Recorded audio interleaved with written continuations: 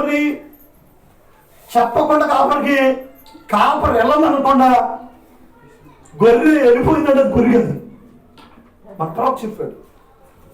మీరు కావాలంటే వర్తమానం చదవండి. గొర్రె పిల్ల పావురు, వర్తమానం పేరేంటండి? గొర్రె పిల్ల పావురు. దేవునికి స్తోత్రం. ఇప్పుడు మీకు ఎందుకు మన ప్రవక్త చెప్పాడు అన్నమాట. ఇప్పుడు కాపరి టెస్టింగ్ చేస్తాడంట ఆహారం. ఈ ఆహారం అయితే గొర్రెకి బాగుంటుందని ఎవరు తెలుసంట? కాపరి తెలుసంట. అందుకే దాన్ని కోస్తాడంట, కోసి తినాలంటాడంట. అనగానంట గొర్రెలన్నీ వచ్చి తింటాయంట, గొర్రెలు ఆరోగ్యంగా ఉంటాయంట. దేవునికి స్తోత్రం. అదవుతుందా? అది కాపరి లేకుండా గొర్రె ఎందుకు తిందో తెలుసా? ఆహారము. ఆహారం అంటే ఏంటనుకున్నారు? ప్రసంగం. ఆహారం అంటే ఏంటనుకున్నారు? ప్రసంగం. కాపరులు కాకుండా వేరొకడు వచ్చి ప్రసంగం చేస్తాడంట. ప్రసంగం చేస్తే ఇది గొర్రె కాకపోతే ఆ ప్రసంగం ఎత్తుందంట. ఒకవేళ ఇంటి ఏమవుద్దో తెలిసింది? ఏమవుద్ది? కాపరికి తెలుసు ఆహారం తింటే గొర్రె బతికిద్దో సత్తదో. గొర్రెకి తగ్గదాన్ని తినేసింది అనుకో ఏమవుతుంది? ఇది చచ్చిపోద్ది. గొర్రె ఏమవుద్ది? చూడండి, గొర్రెకి భయం ఉండాలంట. మా పాస్టర్ గారు లేకుండా ప్రసంగం జరుగుతుందంటే ఆ ప్రసంగం నేను వినకూడదు. ఇంటే నేను ఏమవుతాను? దారి తప్పుతాం. దారి తప్పడమే చచ్చిపోవడం అంటే. చచ్చిపోవడం అంటే ఏంటండి? దారి అంటే మన విశ్వాసం పోవడమే దారి తప్పడం. దేవుడికి స్తోత్రం. అది ఆత్మీయ మరణం. ఒక కాపర్లు కాదు కానీ ఏ గొర్రె ఎందుకు వెళ్తుందంటే ఆ ఆహారం ఎలాంటిదో గొర్రెకి వెళ్ళడం ఎవరు తెలుసు? కాపర్కి తెలుసు. నిజంగా చాలా మంది విశ్వాసులకి తెలివి ఉంటారు. తెలియక ఏం చేస్తారు తెలుసా? విశ్వాసులు భర్త భార్యలు ఉంటారు అనుకో, నువ్వు అక్కడ రాలేకపోతున్నావు కదా, ఇద్దరం అక్కడికి వెళ్ళాలంటే కష్టం కాబట్టి నువ్వు ఇక్కడ పో. ఏమన్నా ఇక్కడికి పో అంటాడు భార్యని. అది ఏ ఆహారమో గొరికేం తెలుసు. కానీ బైబిల్లో యేసుప్రభువు అన్నాడు తెలుసా? నా గొర్రె నా స్వరము విను. నువ్వు నిజంగా వర్తమాన గొర్రె అనుకో, వర్తమానం కాని సంఘంలో అడిగి పెట్టావు, అస్సలు అడిగి పెట్టావు. వర్తమానం కాని సంఘంలో నీ అన్నదమ్ములు ఉన్నా, నీ అక్క చెల్లెలు ఉన్నా, నీ బంధువులు ఉన్నా, అందరూ బలవంతం చేసినా నువ్వు వెళ్ళవు అక్కడికి. ఎందుకు వెళ్ళవు? ఎందుకు వెళ్ళవు అక్కడికి? అది వాక్యం కాదు, అది నిన్ను చంపుతుంది.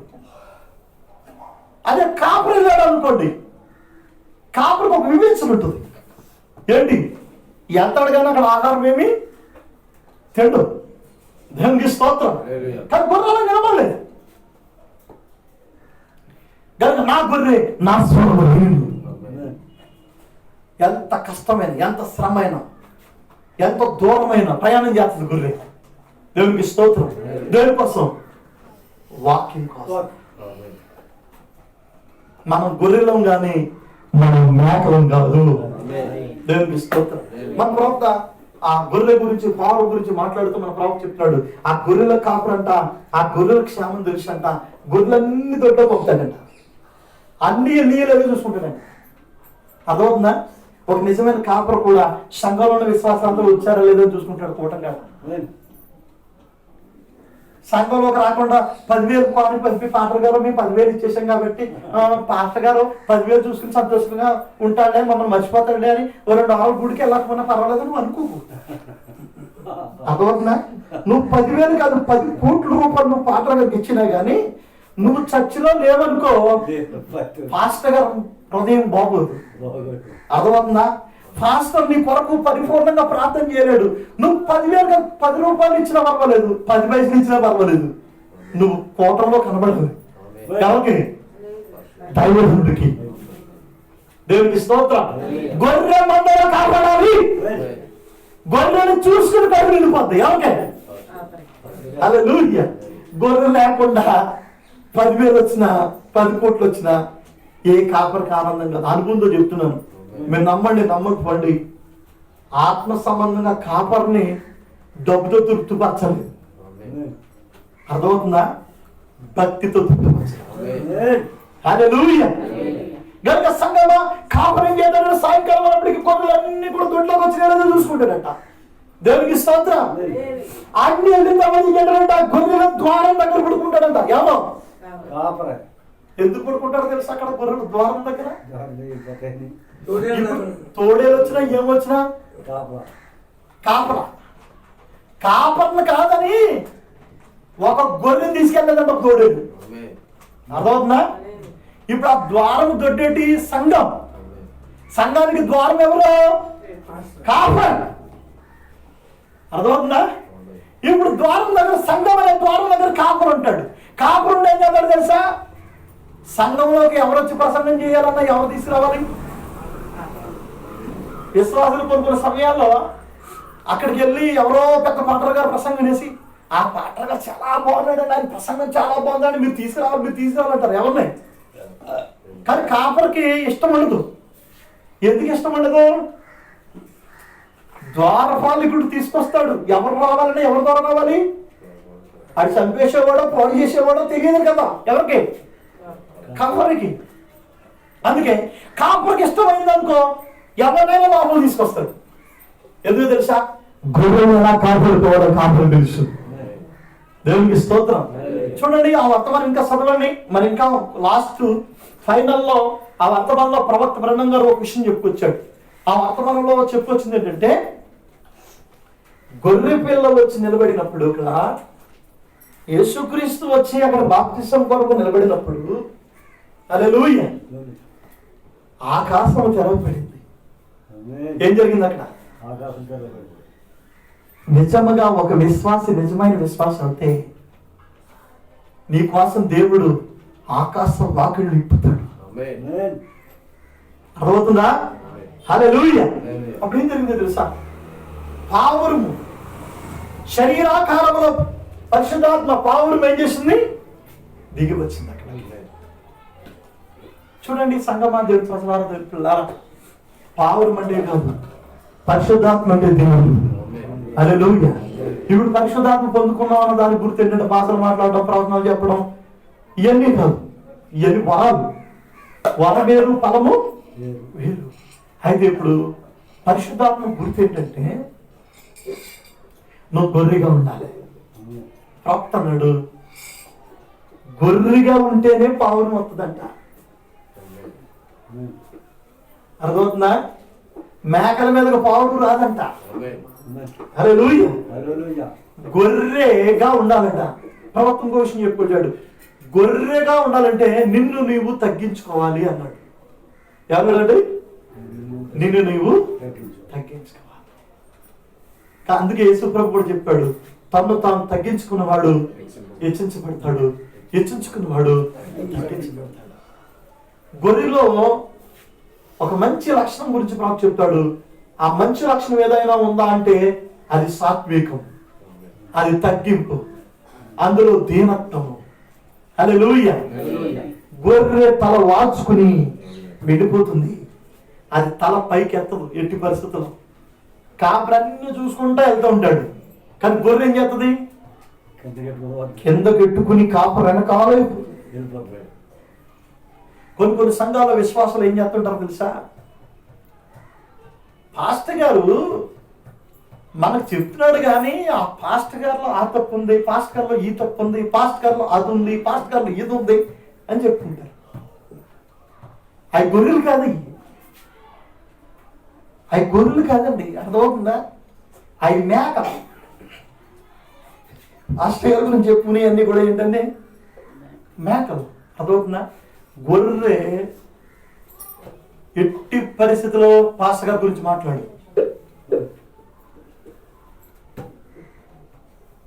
గొర్రె ఎలా ఉంటుందో తెలుసా? పౌలు అంటున్నాడు, నా మట్టుకైతే బ్రతుకుట, షావైతే. గొర్రె కూడా ఏమంటుంది తెలుసా? నా మట్టుకైతే మా పాటర్ గారే, నన్ను గోతులో దింపినా, నూతులో దింపినా, నేనేం చేసినా మా పాటర్ గారే. దేవునికి స్తోత్రం.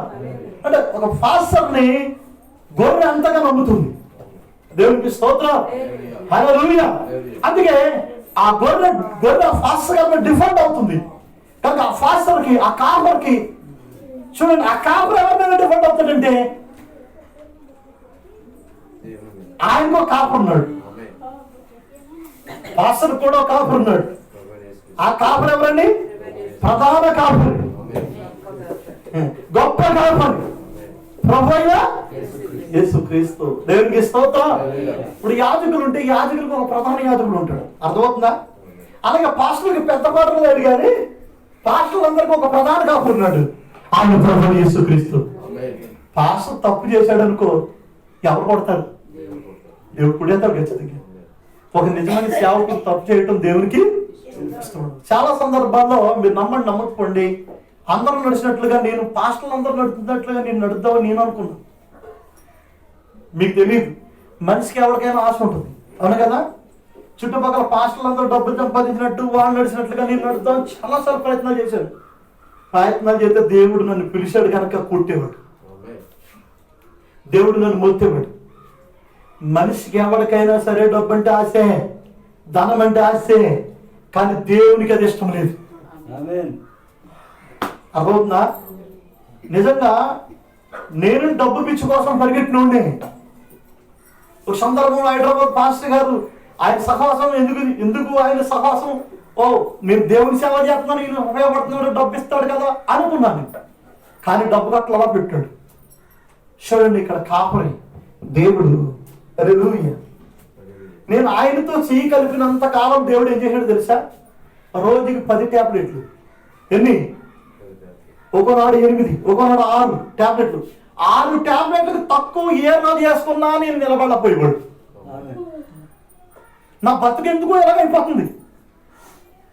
డబ్బుకి ఇంట్లో ఏం లేదు, లోటు లేదు, కానీ మంచి బయటగా తిరుగుతున్నాను, దర్జాగా ఉంది, అంతా బాగుంది.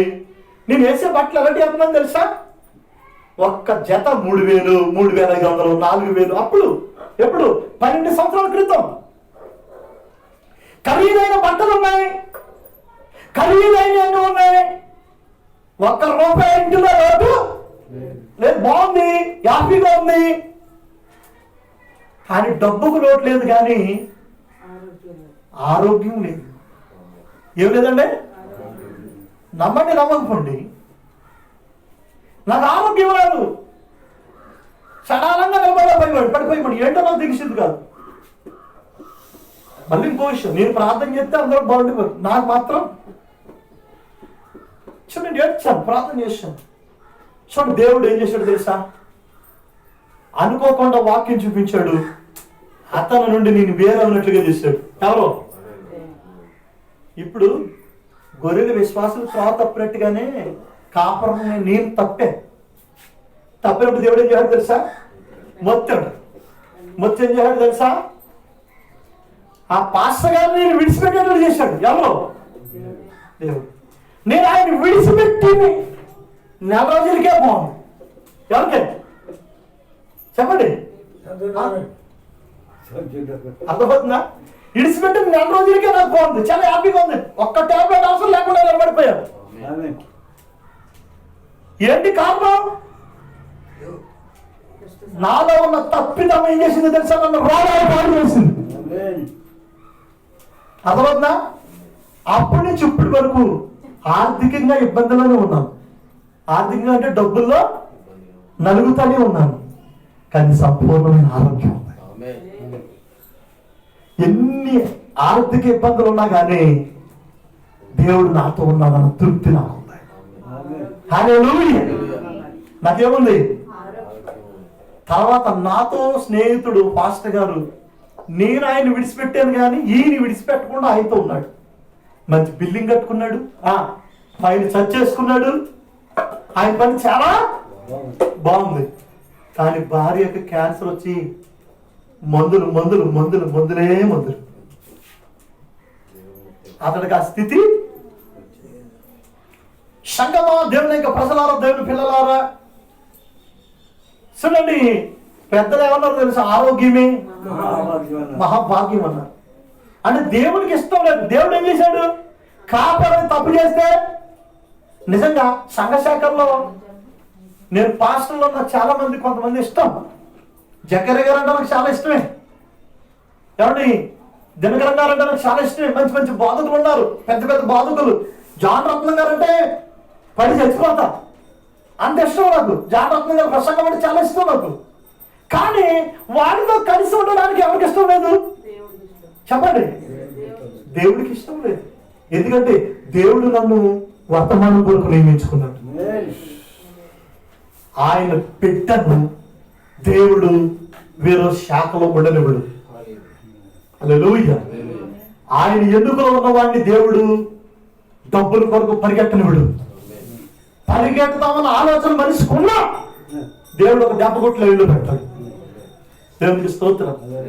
మొన్న 3 రోజుల క్రితం మా బావగారు ఒక ఆయన కనిపించి, నువ్వు అలాగా ఇలాగా అవి సంపాదించేస్తావు, ఇవి సంపాదించేస్తావు అని చెప్పుకొచ్చాను. మంచిదే, నువ్వు చెప్పేదన్నా కరెక్టే, కానీ నేను మాత్రం ఇందులోకి రాను. నువ్వు కాలితే సొంత పిల్లలు వచ్చి ఎవరికన్నా కాలితే నువ్వు చెప్పుకో, నేను మాత్రం ఇందులోకి రానన్నా. బావా నువ్వు రావక్కర్లేదు బావా, నువ్వు నీ ఆధార్ కార్డుని, నీ యొక్క బ్యాంక్ అకౌంట్ని, నీ యొక్క ఏంటది పాన్ కార్డు ఇచ్చి ఈసారి వర్క్ అంతా నేను చేసుకుంటాను బావా, నీకు డబ్బులు వస్తాయి. నాకు డబ్బులు వచ్చినా నువ్వు చేసిన వర్క్కి డబ్బులు నేను తీసుకోను. ఆ పైసా నాకు అవసరం లేదు. ఎందుకు చెప్పాల్సి వచ్చింది తెలుసా మాట? ఆ పైసా 10 పైసలకి ఆశపడ్డాను అనుకో. నేను ఎవరిని, నా స్థానం ఏమిటో నాకు అర్థమైంది. నేను ఎవరినో నాకు అర్థమైంది. కాకపోతే మన బంధువులు అందరూ చుట్టాలందరూ ఉన్నారు, నువ్వు వచ్చి వాళ్ళ ఇంటికి వెళ్ళి నువ్వు చెప్పుకుని చేసుకో. కానీ నేను మాత్రం ఇందులోకి ఎందుకు అవునామని తెలుసా? నేను అలాంటి సందర్భాల్లో చాలా సందర్భాల్లో పడ్డాను. నన్ను దేవుడు పిలిచాడు దేనికో తెలుసా? నేను వాక్యం చెప్పాలి, ప్రార్థన చేయాలి, విశ్వాసం గురిని పెట్టింది తీరు బతకాలి. నేను నా జీవితం అందుకే నిర్మించబడింది. ఈ జీవన సంబంధమైన వ్యాపారంలో దేంట్లోని నేను చిక్కుకోకూడదని చిక్కుకొని చాలాసార్లు దెబ్బలు తిన్నాను. అందుకే వాళ్ళ లక్షతున్న 10 లక్షలు ఇంతకన్నా ఎక్కువ సంపాదించేవాడే బావా నేను, నాకు ఆయన నాకు వద్దు. నాకు బాగుంది ఎప్పుడు తెలుసా? నేను ప్రభు మాట చెప్పాలి, ఆయన పెట్టింది తినాలి. నేను దాని కొరకు నేను పెట్టుకుంటాను. దేవునికి స్తోత్రం. నిజమే, మన వర్తమానంలో కూడా కొంతమంది పెద్ద పెద్ద బోధకులు ఉన్నారు, పాస్టర్లు ఉన్నారు తెలుసా? వాడిని ప్రేమిస్తాను నేను. ఎక్కడి వరకు ప్రేమిస్తానంటే అక్కడ వరకు ప్రేమిస్తాను. కానీ వాళ్ళ దగ్గరికి నేను డబ్బు కోసం పరిగెట్టను. నేను ఎన్నో ఆర్థిక ఇబ్బందుల్లో ఉన్నాను, ఎన్నో కష్టాల్లో ఉన్నాను తెలుసా మీకు? ఇన్ని కష్టాల్లో, ఇన్ని ఆర్థిక ఇబ్బందుల్లో ఉండగా ఎంతో నలుగుతున్నాను అంటా నేను. అంటే ఎవరికి చెప్పుకోవాలనేటువంటి విషయాలు అంతా. కానీ ఇన్ని సమస్యల్లో ఉండగా వ్యాంగూరు అరుణ్ కుమార్ గారు ఉన్నారు కదా, అలాంటి దగ్గరికి వెళ్ళి చేతులు నిలిపి నా కష్టాలు చెప్పుకుంటే ఒక 50,000 లక్ష ఇసిరేస్తాడు. కానీ అతను నాకెందుకు ఇవ్వాలి? అర్థమవుతుందా? నేను సేవ చేయాలి, సేవ మీద బ్రతకాలి. దేవునికి స్తోత్రం.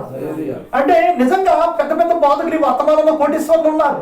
వాళ్ళ దగ్గరికి వెళ్ళి నేను చేయి చాపితే వాళ్ళు ఇస్తారు. కానీ నేను ఏమైపోతాను తెలుసా? నేను దేవుని సేవకుడి కాదు, నేను జీవితమైన ఉంటాను. దేవునికి స్తోత్రం.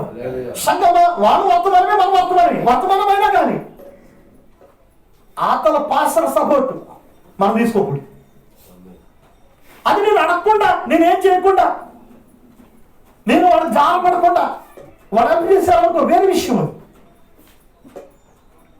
సంగమా దేవుని ప్రజల దేవుని పిల్లారా, ఈనాడు ఒక పాస్టర్ గారు ఉన్నాడు వెంకటాపురంలో, కరుణాకర్ గారు ఒక దైవజనుడు. ఆ దైవజనుడు టిక్నిక్ పట్టుకున్నాడు. టిక్నిక్ ఏంటో తెలుసా?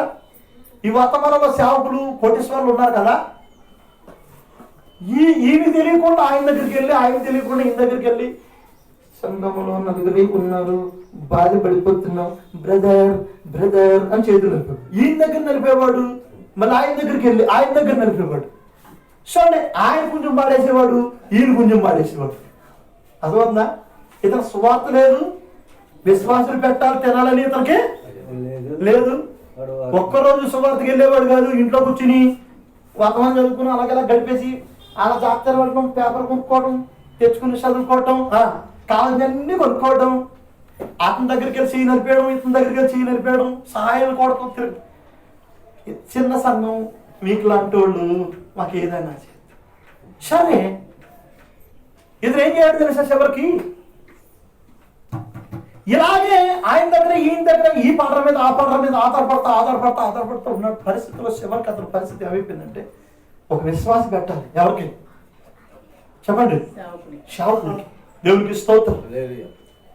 చూడండి, ఇతని జీవితంలో ఎలా నడిపోయాడు. సడానంగా గుడిపిడి వచ్చింది. ఏమొచ్చింది అంటే, నేను ఎందుకు చెప్తున్నానండి విషయం ఏంటంటే, ప్రియులారా, మాకు ప్రధాన కాపురి ఉన్నాడు. ఆ ప్రధాన కాపురి నాకు కష్టం వస్తుంది, ప్రార్థన చేస్తా. అంతగా తీరకపోతే నా పెట్టలు తండ్రి కొడుకులను అడగకపోతే ఎవరిని అడుగుతాడు? అంతే కదా, తండ్రి ఎవరిని అడుగుతాడు? తండ్రి సరిపోలేదు అనుకో బిడ్డను అడుగుతాడు. అంతే కదా. సంఘం బిడ్డలు విశ్వాసం అడగడం, విశ్వాసులు ఇచ్చిన దశమ భాగం, విశ్వాసులు పెట్టిన బ్రతకాలి. అది సేవ, అది సంఘం. మీకు విషయం తెలుసా? మా పాప పెళ్ళికి నేను నా భార్య వెళ్ళి చెప్తే అరుణ్ కుమార్ భార్య అని బిడ్డను తీసుకుని వచ్చారు. కానీ మిగతా పాస్టర్లో చచ్చివాడు కానీ ఎక్కడికైనా కానీ భార్యను తీసుకొచ్చాడు అతను. ఎందుకు తీసుకురాలనుకుంటున్నారు? ఆ దగ్గరికి వెళ్ళి చేతులు నిలిపేమనుకో, వాళ్ళు మన కుక్కల్లా చూస్తారు. అర్థమవుతుందా? ఇప్పుడు ఫ్యామిలీతో వచ్చాడు ఎక్కడికి? పెళ్ళికి. ఎందుకు వచ్చాడు అనుకుంటున్నారు? ఎప్పుడు అతని దగ్గరికి నేను వెళ్ళి నేను మామూలుగా మాట్లాడాను అంటే పెద్దోళ్ళని గౌరవిస్తా. మన ఇంటికి వస్తే పెద్దోడికి, ఆడకే కాదు, మన సంఘంలో కూడా కొంత బాగున్న వాళ్ళు పెద్దోడు ఎవరైనా వచ్చారనుకో, విశ్వాసులకు కూడా నేను దగ్గర కూర్చొని వడ్డింతా. నేను నా భార్య విధేయత చూపిస్తాను. విధేయత చూపించడం వేరు, కానీ వాళ్ళకి బానిసలైపోవడం వేరు. కనుక సంఘం ఆ దేవుడి ప్రసన్నారా, దేవుడి పిల్లలారా, చూడండి, డబ్బు కోసం వెళ్తే ఒక్కలాగా చూస్తారు, అంతే కదా. కానీ పాప పెళ్ళి కొంచెం దైవజనులు అందరూ వస్తారు. చిన్నోళ్ళకి ఎవరు ప్రసంగం ఇచ్చినా వీళ్ళకి ఇస్తే వాళ్ళకి ఇవ్వలేదు అనుకుంటారు, వాళ్ళకి ఇస్తే ఎవరికి ఇవ్వలేదు అనుకుంటారని సరే అని పిలిచేవారు. కనుక సంఘమా దేవునికి ప్రసన్నారా, దేవుని పిల్లలారా, చూడండి, మాకు ఒక ప్రధాన కాపుడు ఉన్నాడు. ఎవరు? ప్రభువు యేసుక్రీస్తు. మేము తప్పు చేస్తే నన్ను సరి చేస్తాడు. ఎవరు? కానీ విశ్వాసం తప్పు చేస్తే ఎవరు సరి చేయాలి? కాపరగా నేను చెయ్యాలి. ఒక గొర్రె కాపర మాట వినకపోతే గొర్రె దెబ్బతింటుంది. కనుక విశ్వాసులు తప్పు చేస్తే కాపరు చేయడాలి, కాపరు తప్పు చేస్తే ప్రధాన కాపరు చూస్తాడు. కాపర పని నాయకులు మనుషులు ఎవరు? ఎందుకు లేదు తెలుసా? కాపరుని పిలిచింది ఎవరు?